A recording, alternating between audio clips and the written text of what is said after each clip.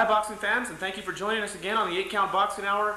1992 was a lot of fun. We had a lot of fun putting the shows together for you. We brought you a lot of good professional and amateur boxing action, kickboxing action, and try to keep you informed on what was going on in the world of boxing. And I hope that you enjoyed it during the year of 1992. I'd like to thank everyone that wrote to us, that wrote letters during the year. That's what keeps us going. You know, we really need you to, if you enjoy the show, take time to write a letter to us and let us know what you'd like or dislike about the show. Let us know how you feel. It's really important that we hear from the boxing fans of Albuquerque. And what we're going to do right now for this show is we're going to take a look back at the year 1992. We're going to take a look at the year in review of the 8 Count Boxing Hour starting from January of 1992. That's when it all started. We started in January with Francisco Arreola, who's a young fighter from Florida. He fought for the featherweight state championship of Florida, and he took on Amos Cowart, and we showed you that fight. Francisco Arreola since then has continued to roll. He's undefeated during the year of 92, and going into 93, he continues to move his way up the rankings, and you might be hearing from him very soon. Here you see Amos Cowart getting knocked down by Francisco Arreola. Arreola, who put him down several times during the bout, but unable to finish him off. But still, it was a unanimous lopsided division for El Tigre, Francisco Arreola. That was back in January. And that opened things up for the 8 Count Boxing Hour. From there, we went into the month of February, and we started off with a question. If you could see any two fighters in the history of boxing meet in the boxing ring from any era, who would you like to see? And we got some pretty good answers. The number one answer was Ali and Tyson. Most people wanted to see them meet up. The history of boxing, fight each other from different eras. Who would you have liked to have seen fight? From different eras. I would have liked to have seen Muhammad Ali. Williams is up at the count of 4, but again, the mandatory 8 count goes into effect. And Mike Tyson.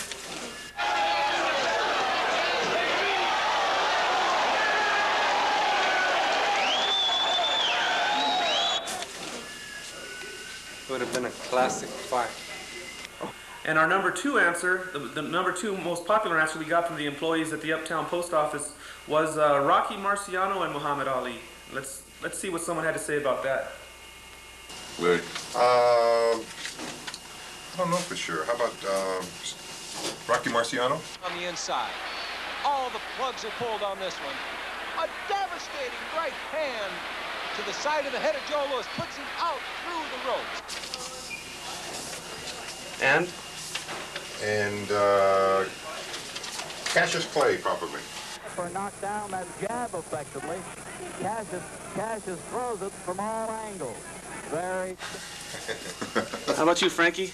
That sounds pretty good. I think that'd be. What are you going with? I'm going with Abdullah the Butcher and Hulk Hogan. And our number three answer was Muhammad Ali taking on Joe Louis. The interesting thing was that the top three answers all involved Muhammad Ali. He is the greatest, I guess, because that's who everybody wanted to see face one of the other top 5 heavyweights in the world. But Muhammad Ali and Joe Louis, a few people wanted to see that fight. Let's hear what they had to say. Who and why? Okay, the best fight, I think, would have been Joe Louis and Ali, because they both had that right, that sneak right, and taking you out. You want your drinks, man? I don't like Tyson, so he's out. It would have to be Muhammad Ali and Joe Louis. I would like to have seen Cassius Clay and Joe Louis. Be a good one. How would you see it going? How would I see it going? I think it would go to about the 4th round with Joe Louis probably winning, and then I think Cassius Clay would knock him out by the 6th round. So you think who would win? By knockout? Yeah. Cassius Clay. And of course, not every answer involved Muhammad Ali. There were a few others. Sugar Ray Robinson. King Sugar Ray Robinson. 15. Robinson was Sugar Ray Leonard. Yeah, that would have been a good fight. I think that would have been a great fight. Fighters. Rocky Marciano and Mike Tyson. I think that We had some very basic opinions, very basic answers to the question. Muhammad Ali, for sure. Against who? Anybody. As well as some very scientific answers. And listen to this gentleman who definitely knows his boxing. Movies. Alexis Arguello and Barry McGuigan. Okay. I think this would be a good fight. Both of these people are almost identically matched because of their social upbringings. One from South America, Nicaragua, the other. Oh, big right hand, and down goes Rooney. A tremendous straight right hand by Alexis Arguello, dropping Rooney right above our broadcast position. He will not get up. It is all over. A second round KO. First man over to see Kevin Rooney is Alexis Arguello. The other one from Ireland. Both of these people fought for their countries. More. Again, bombs away. And the referee, McConnell, is going to step in and stop it finally. More than they fought for themselves. And Alexis Arguello was probably the best gentleman fighter that I've ever seen in my lifetime. I think their two styles would have gotten together real well. It's too bad they were just a few years apart from one another. Even though I wouldn't really care about a win or a loss or who was the better, I would have loved to have seen these two people fight because I always admired both of those fighters. I thought they were the best in their divisions at the time. All right. So we had a lot of fun bringing you that segment. We also took a look at kind of an interesting thing that happened. It was ring announcer Bob Allen from WeView TV in Florida. From the radio station in Florida. He's also a ring announcer. That's Bob Allen. He stepped into the ring for charity, and he took on Hector Macho Camacho. And let's take a quick look at some of the action from that.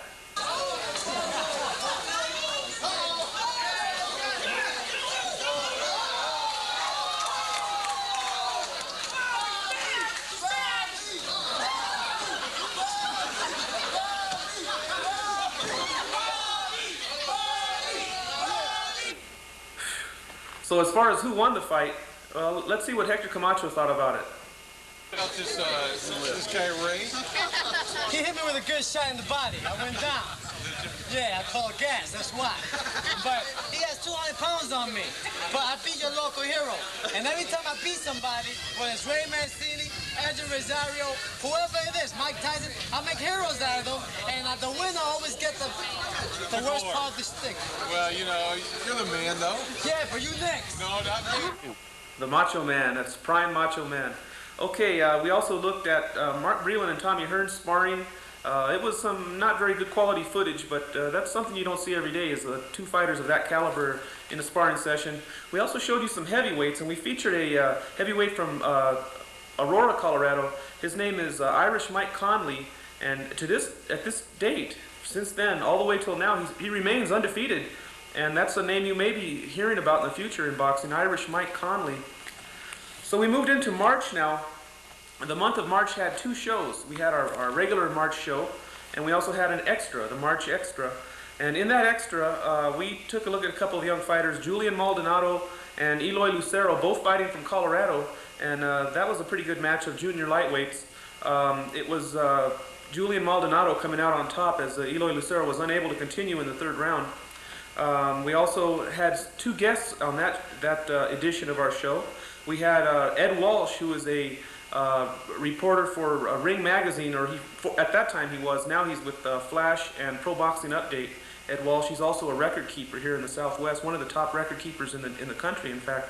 And we also had a man who is the public information director for the New York Athletic Commission. That's Steve Waldman. And Mr. Waldman had a few opinions to give us. One question I asked him was, what did he think about a dream team of U.S. pro boxers going to the Olympics? And this is what he had to say about that. That leads us into this question, which I think is very interesting. You've got the NBA players going into the Olympics representing the United States. What do you think about professional boxers representing the United States in the Olympics? I don't like it, you know, and if we're going to use basketball as an example, I don't think it's necessary. You know, our amateur teams, based on using college players, which has been the case, has worked very well. You know, we've had a couple of embarrassing losses in international competition, but generally, you know, we've dominated. And in boxing, I think, and basketball for that matter, I think the Olympics serves as a you know, as one last chance for an unsung boxer, an unsung basketball player to get a little bit of exposure and maybe, you know, put a few more dollars in that person's pocket. As far as in boxing, amateur boxing and pro boxing are wholly different. I just don't see how you could really come up, you know, make a legitimate tournament out of getting a fighter who's a seasoned 10-round contender at some weight than having to go back and fight 9 minutes with much more stringent safety rules, and it's entirely different. I don't see, I haven't even heard that idea suggested seriously, and I don't think it's going to happen. Basketball, I still look at that as an experiment. I'm sure everyone wants to, you know, with the Magic Johnson issue, a lot of people are going to want to see him play for sentimental reasons, but I think it's going to be a showcase. You know, if you're going to watch that basketball, you're going to see a lot of mismatches, and I think the same would happen in boxing. Let's leave it to the amateurs. We've done fine, you know, and I think the Olympics for an amateur is a great step in the development process. It's not a guarantee for success, but it gets you a little bit of exposure. Why tamper with a good thing? Well said. Well, he wasn't too keen on the idea, but after we went to the Olympics and pulled out only 1 gold medal thanks to Oscar De La Hoya, maybe we should have sent the pros. I don't know. We also looked at a young fighter who was in our future here in Albuquerque. We didn't know it at the time. That's Kenny Garcia, who of course came to town and took on Danny Pitbull Perez. But at this time it was Kenny Garcia taking on a flashy fighter named Anthony Brown. They call him Arrogant Anthony Brown, and let's take a look at why they call him that. Okay, this is middleweight Arrogant Anthony Brown making his pro debut tonight here in Thornton, Colorado. Anthony, what do you know about Kenny Garcia, your opponent tonight? I hear he's tough. What can we expect to see from you as far as what will you do in the ring? Come out with my southpaw style, using my jab. Okay. Clicking it. How do you feel about your pro debut tonight? I feel that he's got 7 fights, so he knows the ropes. But this is my pro debut. I got a good amateur background. I'm like 23-7. You know, I have 30 fights. I fought Leon Spinks' son as an amateur in East St. Louis. I'm gonna knock Kenny Garcia out. All right, all right. Bold words. We look forward to seeing that. But you'll be opening the show tonight, and you predict? I predict, or do you want to predict? I predict the 2nd round knockout. All right. Well, we look forward to seeing you, and thank you for giving your time here, Anthony. Thank you. That's Arrogant Anthony Brown, folks. We'll see him tonight in his pro debut. All right, all right. So a very confident young man, but and he was able to pull out a close, unanimous decision. That fight could have gone either way. It was a very good fight, but Anthony Brown came out on top to open his pro career. We also had our regular show in March, and that show featured a young man who has really blossomed from the time we started with the 8-Count Boxing Hour till now. It's a very short time, 1 year. The man has blossomed into a premier professional, and this is Danny Romero Jr. And we took a look at Danny Romero in action from the 1991 ABF Regionals as he took on a very talented fighter, James Villastrigo. Danny Romero having no trouble with him and going on to win that tournament.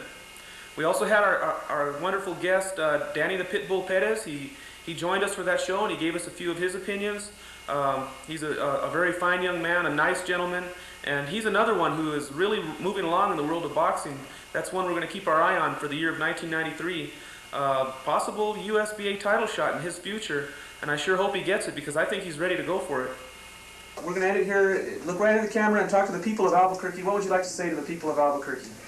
The fans and friends of Albuquerque, I'm coming up. It's taken me a while, and I'm happy to have all your guys' support, and I'm happy you're all behind me. And sooner than you know, you'll be getting another champion in Mexico. All right. I believe that too. Let's all support him. Danny Ray Perez, an exciting middleweight, the Pitbull from Albuquerque. Dan, thanks for joining us on the 8-Count Boxing Hour. It's my pleasure. At that time, we started our boxing talk, and we would take a look at some of the things that happened around the world of boxing and things that were coming up, and we had a lot of fun with that. We started doing that from time to time. We'll continue to do that. Again, if there's anything you like or don't want to see more of on the show, please write to us and let us know. You know, we want to cater to the boxing fans of Albuquerque. We also saw in March, this was a great one, we saw the return of George Foreman. This was videotape footage from 1987 when Big George made his return after that long layoff. He took on Steve Zuski, at the Arco Arena in Sacramento, and George Foreman, very impressive in his return at 40 years old. And let's take a quick look at what it was like when George Foreman made his return in his very first return bout to the boxing ring.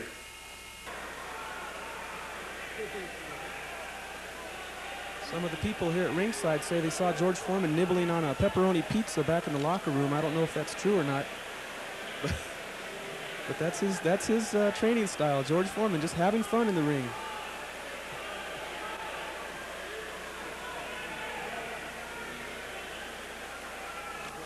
Oh, a solid left hand from Foreman. So Big George satisfied his appetite with a victory over Steve Zuski, and of course he continued that to roll on that comeback all the way to a title shot against Evander Holyfield. Now we move into April. In April we had a good show for you. We saw a tremendous display of power as a couple of young kickboxers, Frank Estrada and Dino Castaneda, went toe-to-toe. And Frank Estrada, very impressive as he scored a devastating knockout. Let's take a quick look at that.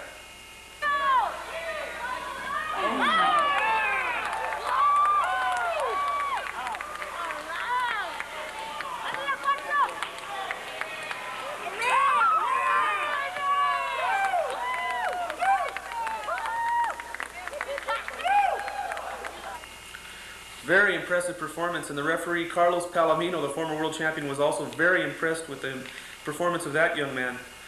We also had a guest, Danny Romero Jr., the young sensation at that time, an amateur. He joined us on our interview segment, and we had a lot of fun talking to Danny. At that time he was shooting for the Olympics, but he did not make it through the Olympic trials, so he decided to turn pro, and since then has gone undefeated. We also saw a sparring session between two young fighters from here in Albuquerque.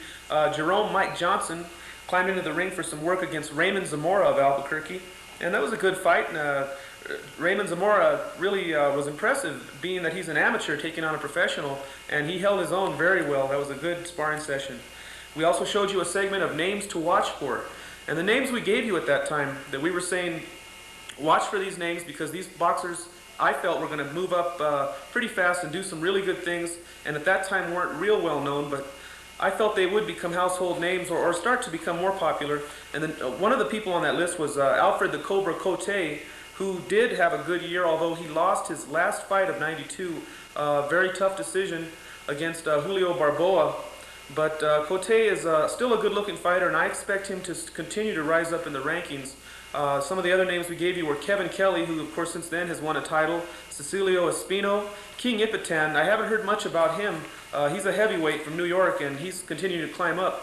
But King Ipitan has a stablemate, Shannon Briggs, who was a tremendous amateur and now has started his pro career off with a bang, you know, still going undefeated.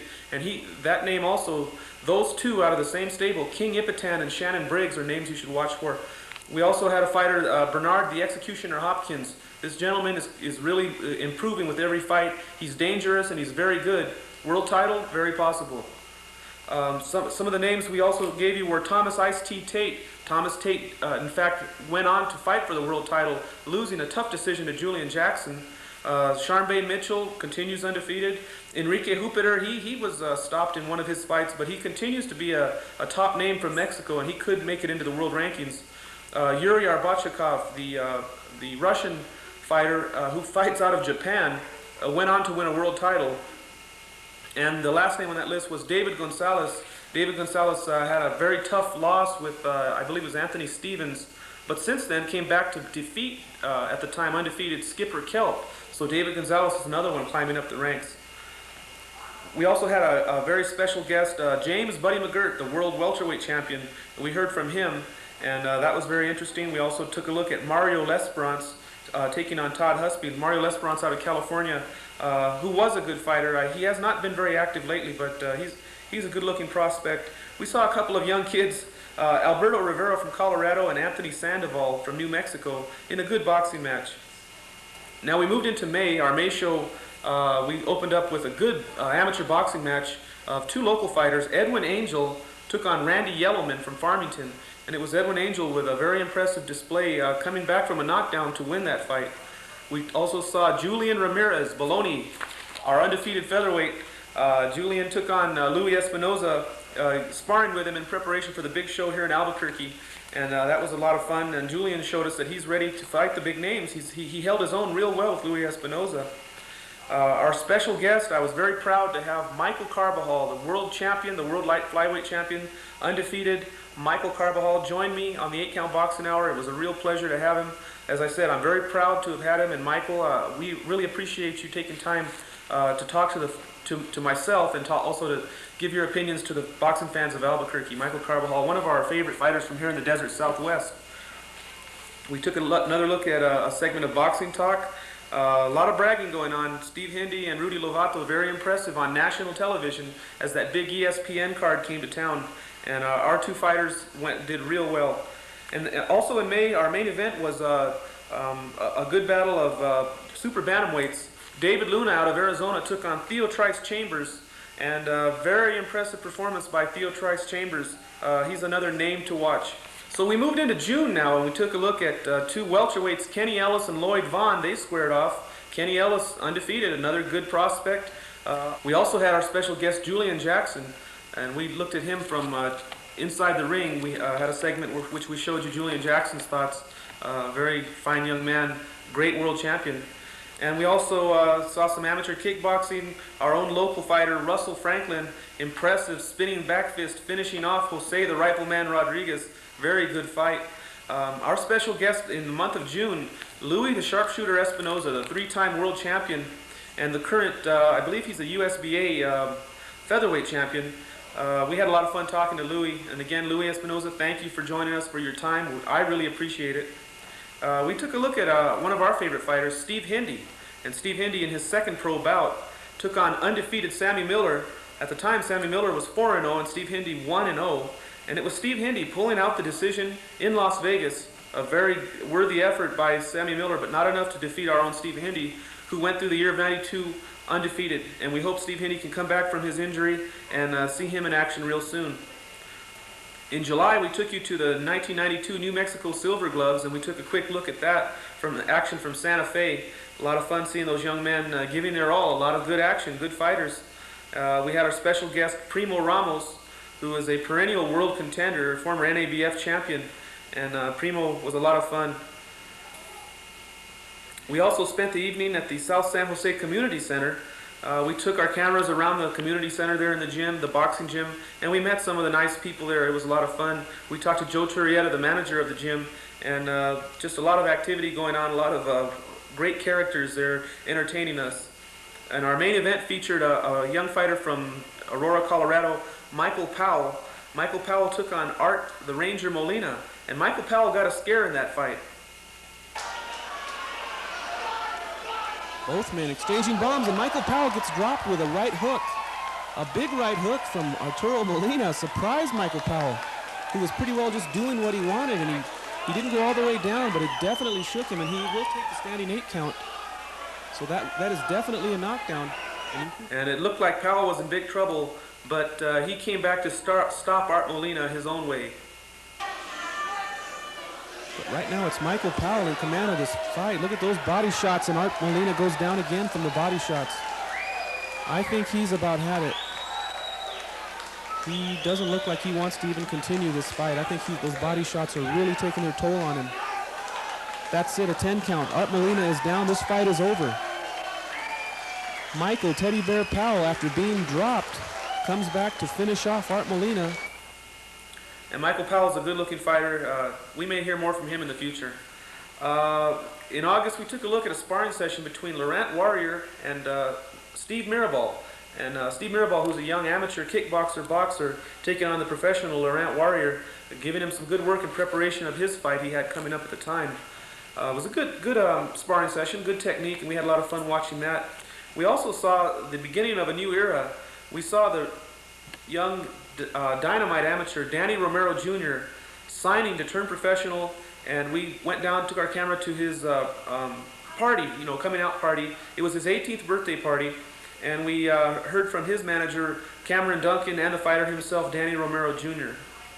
I think his style is just really excellent for television because of his power. You know, people love knockout power and aggression, and I think Danny has that package, don't you think? He has the whole package. And the difference between him and Reyes, and I'm not going to be too hard here on Reyes, he doesn't hit as hard as Danny, but he doesn't have the defense Danny has. You know, everybody sees Danny's power and his strength and how he pushes everyone back, but they also don't see that his hands are up and he slips a lot of shots. He doesn't take a lot of pressure. Look at his nose. I mean, that's still pretty. Real pretty face, that's right. And you can't do that eating a lot of leather. There you go, there you go. Now, a lot of excitement and a few people even jumping on the Danny Romero Jr. bandwagon.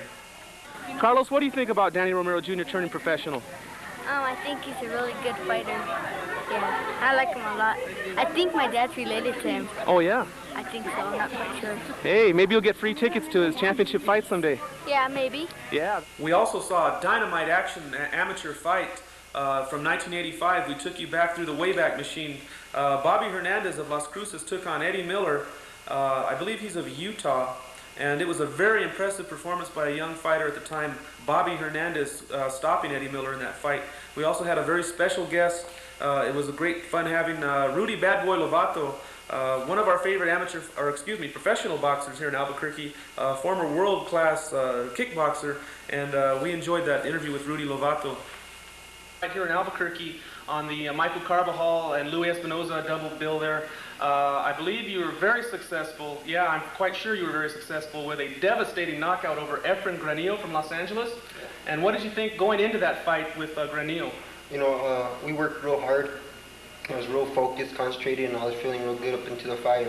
I knew he wasn't going to be a pushover. You know, the guy's a good fighter from LA, as they all are, and right. I just had to concentrate and focus on what I was doing, listen to Bob, and went in there and you know, did what I did. Yeah, well, it was very beautiful. I think it was the highlight of the night. I think the fans really went wild there. Yeah. That was just great, very exciting.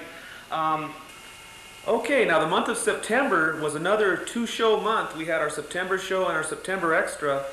In the Extra, we took a look at Danny Romero in his final amateur fight. That was from the 1992 Olympic boxing trials, and he took on Santana Lewis, and he lost a controversial decision. We showed you that entire fight, and we let you give us your opinion on who you felt won. Most people I talked to do feel that Danny Romero won that fight, but it was a close fight, and Danny Romero is a class person. He didn't cry about it.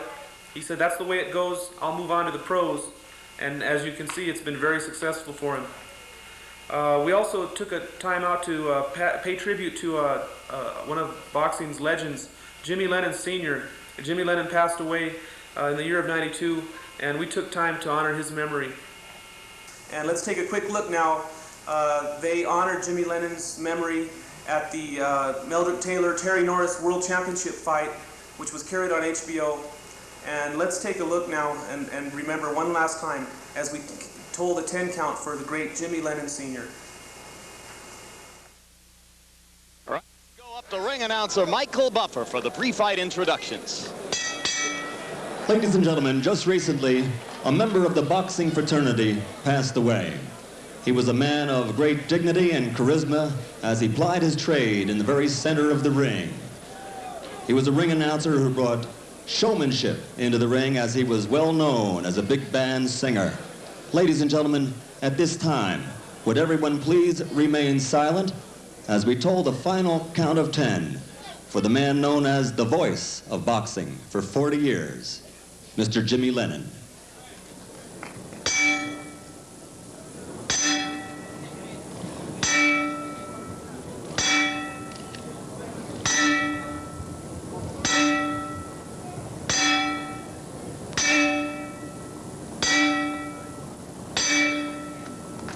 God bless you, Jimmy. Yeah, we'll really miss Jimmy Lennon. It was a pleasure having him, in the world of boxing. We also took time to talk to Smokin' Bert Cooper, who's another man who gives everybody trouble in the heavyweight division, a perennial contender. And our main event featured a good fighter from the Denver area. That's Bobby Brewer, as he took on Miguel Alfredo Torres, and it was Brewer making quick work of Torres. He scored early in this fight by Bobby Brewer from Aurora, Colorado. Again, Miguel Torres in a world of trouble. Bobby Brewer with a big right hand and a left, solid left hand. Miguel Torres goes down. Second knockdown of the fight now. The 3 knockdown rule is not in effect. It's at the discretion of the referee. But this will be the second 8 count of the night, scored by Aurora, Colorado's Bobby Brewer. He's rated number 25 in the United States, and now you can see why. He's an exciting fighter, very talented. He's coming in for the kill now. He'd like to finish this off if he can. Right here. Oh, big right hand. A series of right hands, just and coming back with the left. That's it. The referee Novar Garcia has seen enough of that. This bout is over. A first-round technical knockout for Aurora, Colorado's Bobby Brewer. So our September regular show now featured a man who was destined for the world title in the super middleweight division of kickboxing. That is Mighty Mike Winkeljohn. We showed him in action against the number 4 rated super middleweight Bill Rastafer. A good action fight, but really it was all Mike Winkeljohn, showing that he was ready for a world title shot, which he did go on to take against Billy Murray. Mighty Mike Winkeljohn, we're very proud of you, and we hope that you'll have a long reign as champion of the ISKA. We also had, on our Boxing Talk section, we asked the question, who could beat Julio Cesar Chavez? Not too many answers, but a lot of people think that Pernell Whitaker has a good shot at it, and maybe in '93 we can see that fight come true. I sure hope so. We also took another look at Danny Romero again, this time against a young man named Antonio Orozco, and that was more action from the '91 ABF finals, and it was Danny Romero again, like a freight train, a steamroller, just running through his opposition in that division. No match. Danny Romero just stomps on Antonio Orozco, who's a good fighter. Now, September was kind of nice. I got a real nice plug from, at the time, the commissioner of boxing in New Mexico, Mr. Jim Boggio. I passed the test and gained my judging license, so I'm now a professional boxing judge. And we got a nice plug for the 8 count boxing hour from Mr. Boggio. Okay, is there anything else under new business that we have overlooked? Yeah, I've got 2 applications here, Mr. Chairman, for Daniel Cisneros and Mr. Walter Brown as judges. They both took the test, passed the test, did a good job on it. Mr. Cisneros gave me an addendum to his test, and Walt's test has been filed, and they passed it pretty easily. They either read the book good overnight, or they know the boxing. They cheated. Or they cheated. I don't know how they cheated. Because I had the answers. They didn't. I'll tell you, I know both of these people, and I guess we all know Mr. Brown, and I don't know, does everybody know Mr. Cisneros over there behind the camera? Dan Cisneros produces and directs and MCs a program on cable television, Channel 27, called the 8 Count Boxing Hour. And he shows videos of boxing events. He shows a lot of, I've seen a lot of Danny Romero's amateur bouts on his boxing show. And back in, we couldn't, when he wasn't boxing locally, and got an opportunity to see that. So it's an interesting show. He's a guy that's very interested in boxing and been interested in boxing for a long time. And I would have been surprised if he had failed this test. But anyway, must look at this at all. And I'd like to thank you, Jim, for that nice plug and those nice words. It's been a pleasure knowing you and working with you on the commission. And I hope that I've been able to do my duties well, and I look forward to some more good work with the Boxing Commission in the year of 1993. Now in October we had a good amateur kickboxing match.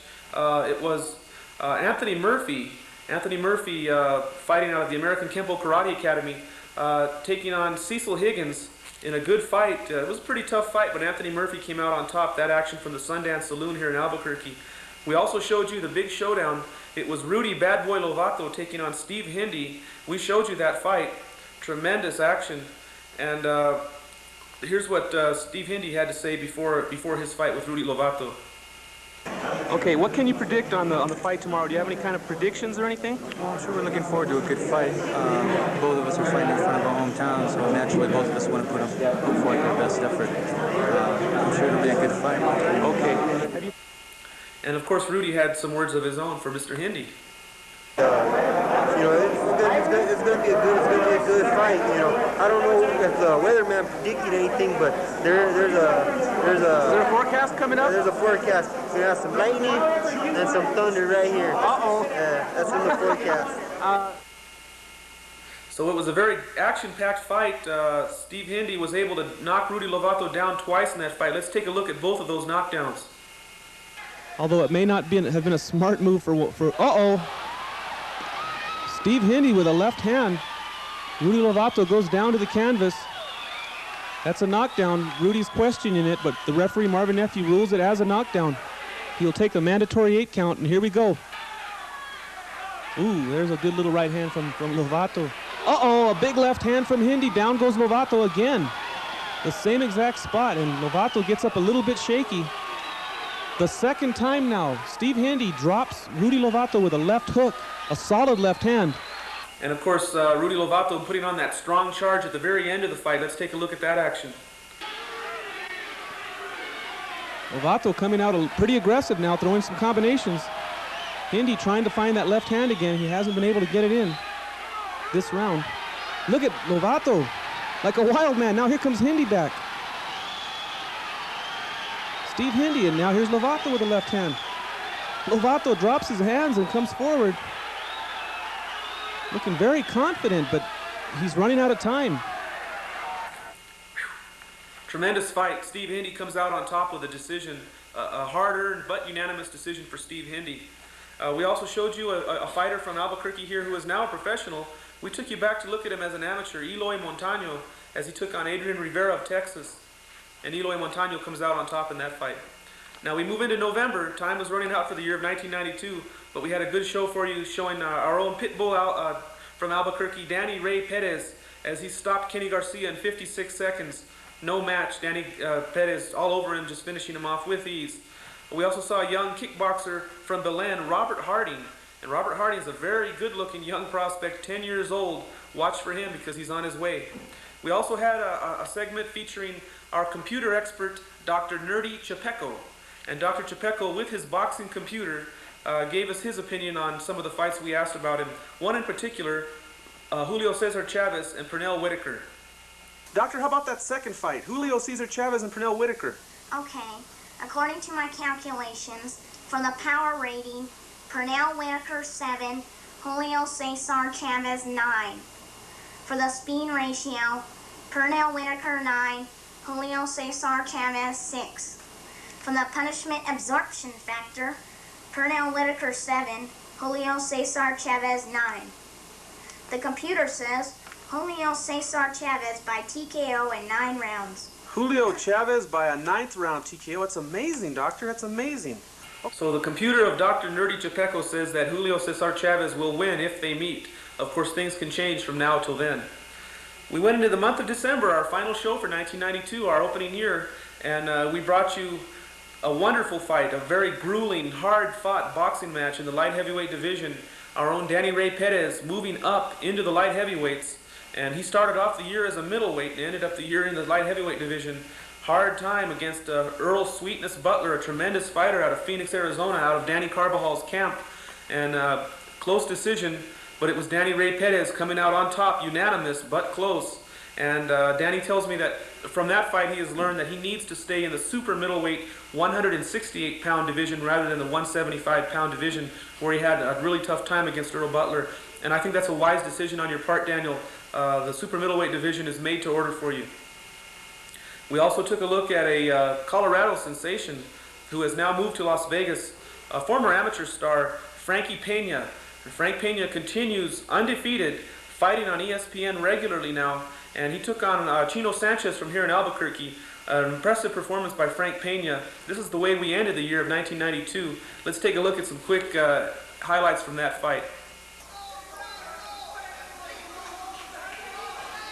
Oh, and a big left hand right on the button. Sanchez gets up.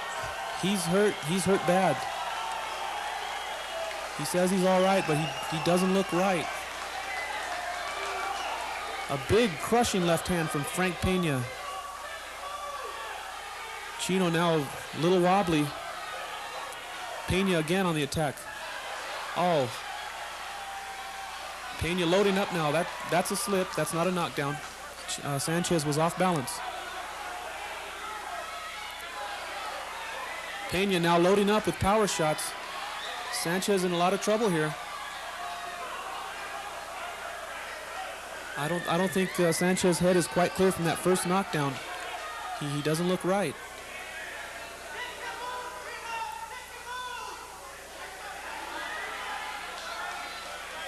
Pena now patiently moving in. A big right hand. Oh, combination follow-up as another knockdown for Sanchez. He's been down twice now. There's no 3 knockdown rule tonight. The rules tonight, there is no 3 knockdown rule, but there is a mandatory 8 count. So that's 2 knockdowns now in the first round for Frank Pena. Impressive opening round for Frank Pena out of Aurora, Colorado. Now Sanchez on the attack, but Pena just ties him up.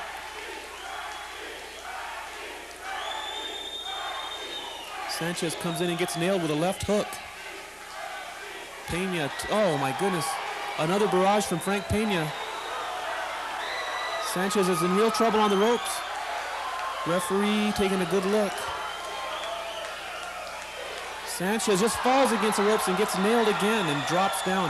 3rd knockdown of the round. Frank Pena giving the fans here in Colorado just what they wanted to see.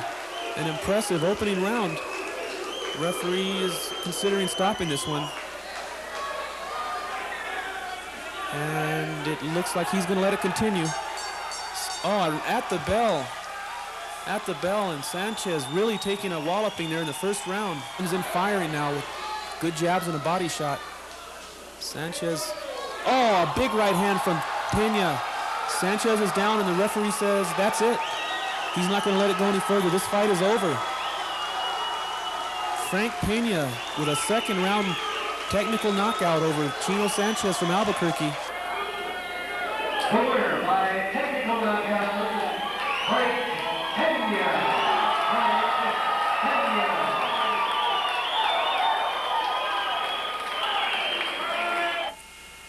Tremendous action bout, and it was Frankie Pena coming out on top in that fight, and that ended the year of 1992. And I once again want to thank everyone, all my viewers, for joining me on this show. It's a pleasure to put the show together for you. I've had a lot of fun doing it, and please take the time to write to me, because that's what keeps me going, is hearing from the boxing fans out there, to know that you're out there watching. That's what really keeps me going. Our P.O. Box number now to write us is 91801, Albuquerque, New Mexico, and the zip code is 87199. There you see it.